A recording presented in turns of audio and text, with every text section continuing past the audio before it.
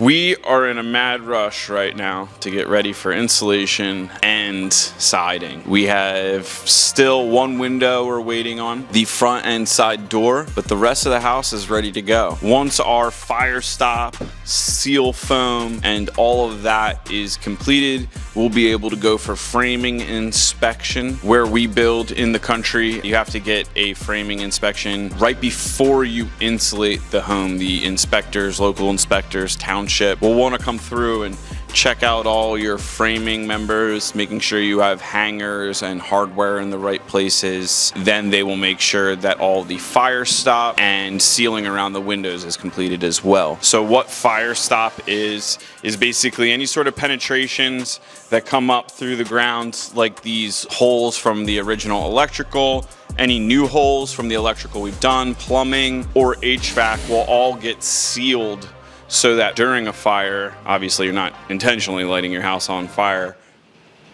can't go up through the floor as well as penetrate through the walls in certain places. Anywhere where the framing is pulled off of like the foundation wall, you have to make sure that every so many feet, 10 feet in our area, I believe, is blocked or sealed so that the fire, if a fire does start in like an electrical outlet or something, it can't like grow behind the wall. Nothing is worse than a fire you can't even see. So all of those building codes are in place to basically just keep fire from growing faster. I know we've talked about fire a lot in the past, but a room like this, piece of drapery or something catches on fire, everything in here is going up pretty quickly. So anything you can do to prevent that, we do it. I don't know if I can do it. Dude, the people watching this, like somebody could be, do you realize somebody could be watching it and it's like February and they have no idea how hot it is? It's like the hottest summer on record right now. Like I look like I'm holding it together right now, but we're melting. Look at Rambo, cut to Rambo, like he's hanging on. He's hanging on. So like I said, we're getting ready. We're on the cusp of insulation scope.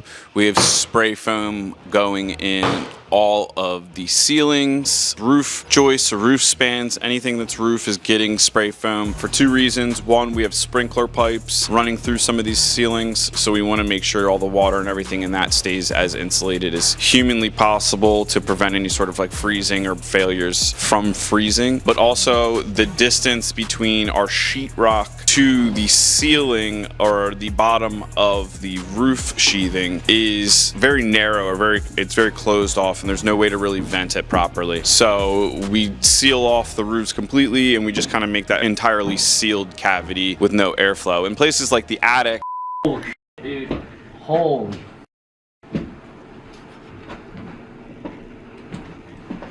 Dude, get the shot. that still is an open space. You can't obviously seal that off completely. We do put hits, like an HVAC hit in there to keep air circulating. The sprinkler company just wrapped up yesterday with their rough-in. That was an unexpected part of this project. It makes sense that we had to do it. We had to rough-in sprinklers in the entire home because we basically renovated so much of the home, the entire home, that it fell within the code based upon our fire marshal's interpretation of the code that we had to do the entire house. So HVAC is wrapping up today. Sprinklers are wrapped up. Electrical has a few odds and ends and changes or additions to their scope, but otherwise we're full steam ahead on this project. Mike, how do you like it taking out insulation? Fire in the hole!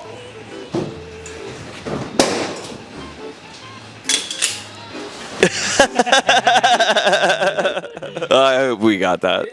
One of the things that was supposed to happen, I mean, we got to talk about it, right, Kilmar? We got to talk about the golf simulator that everybody's going to be like, well, where's the golf simulator? The golf simulator is not happening. It is actually happening, but it's going to happen over in the carriage house. It was a much better plan. The further we got into digging down 4 or so feet to put the golf simulator in, the customer rightfully was not comfortable with like the aspect of that area flooding. It's definitely, if one of the pumps that we were going to put in were to fail or something like that, like there was a high likelihood that the golf simulator would take on water. You do have to take a lot of precautions. It is 100% possible to do.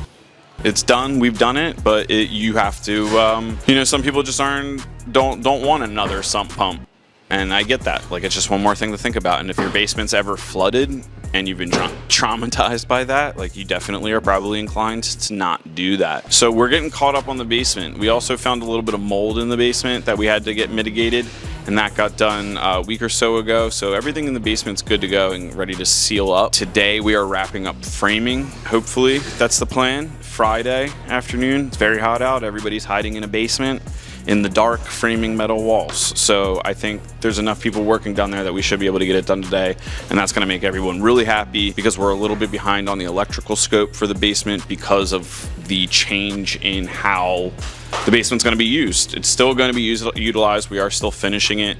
We have a beautiful set of stairs taking you down there now. That is a major thing that's happened since last. Oh, dude, how did we forget about that? Yeah, dude, it blew me away when we got here, and I can't believe we forgot about it. Oh my God, I can't believe we forgot about that. So yeah, the stairs. Jesus, how happy am I to see these stairs, Gilmar? No more Frankenstein steps. The Frankenstein steps were sturdy, but it just was. They didn't look sturdy, and that took a toll on like your emotional, like your psyche at the, like every time you have to like walk near the edge of a cliff, you know, it's a little stressful. So we were like mountain goats there for a while. We made sure it was safe. The only thing that could have been worse than that would have been ladders, right? So we have our permanent staircase in place.